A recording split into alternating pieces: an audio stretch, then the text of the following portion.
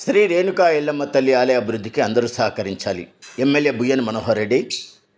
కోత్లాపూర్ శ్రీ రేణుకా ఎల్లమ్మ తల్లి ఆలయ నూతన పాలక మండలి ప్రమాణ స్వీకార కార్యక్రమానికి ముఖ్య అతిథిగా హాజరైన ఎమ్మెల్యే బుయ్యన మనోహర్ రెడ్డి, కర్ణాటక మాజీ మంత్రిమండలి అరవింద్ లింబావలి, ఆలయ చైర్మన్గా పట్టోల నవీన్ చంద్రారెడ్డితో పాటు సభ్యులు బాధ్యతలు స్వీకరించారు.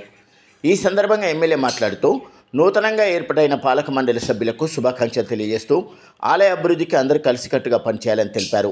ఎంతో పురాతనమైన దేవాలయంగా పేరుగాంచిన ఎల్లమ్మ తల్లి దేవాలయానికి సేవ చేయడం సభ్యులందరూ అదృష్టంగా భావించాలని తెలిపారు.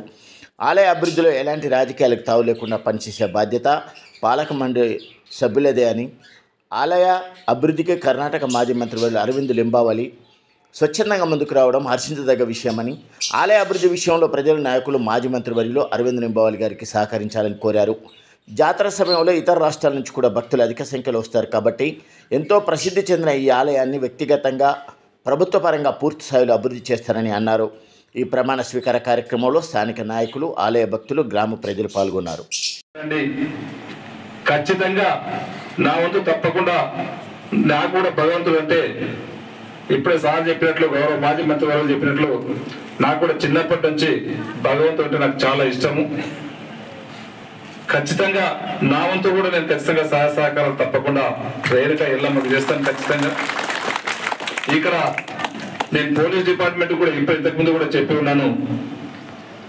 ఎస్ఐని ఇప్పుడు ఉన్నటువంటి విజయారెడ్డి ఈ రోజు లేదు, కానీ ఇంతకుముందు ఉన్ననే ఖచ్చితంగా వాళ్ళు కర్ణాటక నుంచి మన దగ్గరకు వస్తూ ఉన్నారు.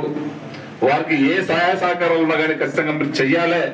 ఎక్కడ కూడా ఇబ్బందికరంగా వచ్చినప్పుడు వాళ్ళకి మీరు అండగా ఉండి వారికి మనం సపోర్ట్ చేయవలసినటువంటి బాధ్యత మన పైన ఉంది. మనం చేయాలని చెప్పి కూడా చెప్పి ఉన్నాం. ఖచ్చితంగా మీకే ఏ చిన్న ఇబ్బంది వచ్చినా నాకు ఒక కాల్ చేయండి. ఖచ్చితంగా నేను మీతో పాటు నేను కూడా ఎక్కడున్నా నేను కూడా ఖచ్చితంగా ఈ టెంపుల్ దగ్గరకు వచ్చి ఖచ్చితంగా సమస్యను పరిష్కరించుకొని మీకు కావాల్సినటువంటి ఏ ఇబ్బంది లేకుండా నా వంతు ఖచ్చితంగా నేను ప్రయత్నం చేస్తానని చెప్పి కూడా ఈ వేదిక ద్వారా దేవుని దగ్గర కూడా మీకు మాటిస్తా ఉన్నాను సార్.